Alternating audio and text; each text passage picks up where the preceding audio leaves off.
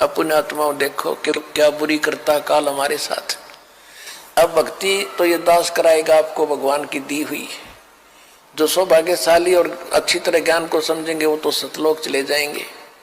ये दिक्कत आओगी लास्ट के दिनों में, यानी हजारों वर्ष ये ज्ञान चलेगा, हजारों वर्ष ये साइंस की ये विद्या चलेगी, जो ये टीवी है और ये चिप है, मोबाइल है, इनके माध्यम से ये ज्ञान दिया जाएगा। दास तो चला जाएगा सतलोक, ये 5 तत्वों का शरीर छोड़कर, लेकिन ये इलेक्ट्रॉनिक शरीर रहेगा भी दास का, ये नूरी शरीर रहेगा। टीवी पर चला करेगा, नाम दिया करेंगे, नाम चलेगा। ऐसे तो फिर सार नाम भी टीवी सीडी से दिया जाएगा, दास के जाने के बाद व्यवस्था की जाएगी। लेकिन फिर लास्ट में ये विज्ञान भी खत्म हो जाएगी, ये ज्ञान ज्ञान रह जाएगा।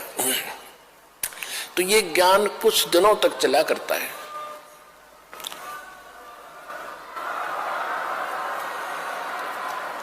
तो ये ज्ञान फिर बहुत दिनों तक सुख का सांस लेगा परमात्मा के बच्चे। और जो सत भक्ति करेंगे, मर्यादा में रहेंगे, पार होते चले जाएंगे, लेकिन सुख बहुत ज्यादा सुखी होंगे। या माया की हवस खत्म होगी और इतनी भक्ति कर लेंगे, इनको परमात्मा आपको सारी सुविधा उपलब्ध कराया करेगा। जैसे दास बार बार आपको कथा सुनाता है कि जिस समय परमात्मा के नाम से झूठी चिट्ठी लिख दी थी कबीर जी के नाम से, और 18 लाख प्राणी साधु संत आगे थे।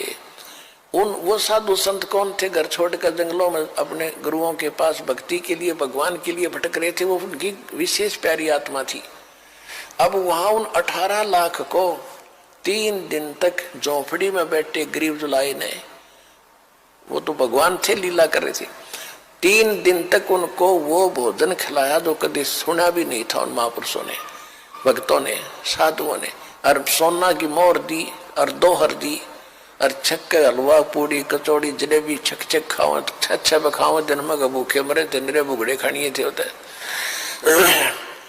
तो उनके लिए जब ये लीला कर दी, पृथ्वी का कोई माल भी नहीं था, सतलोक से ला दिया जाता ने।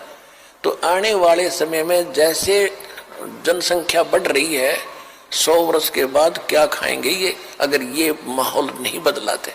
फिर भगवान व्यवस्था करेगा। आपके घर में 2 दाने होंगे, तड़के भरा पाओगा मटका, पिप्पा भरा पाओगा आटेगा, इस तरह कर देगा दाता आपके लिए। लेकिन भक्ति करवाने के लिए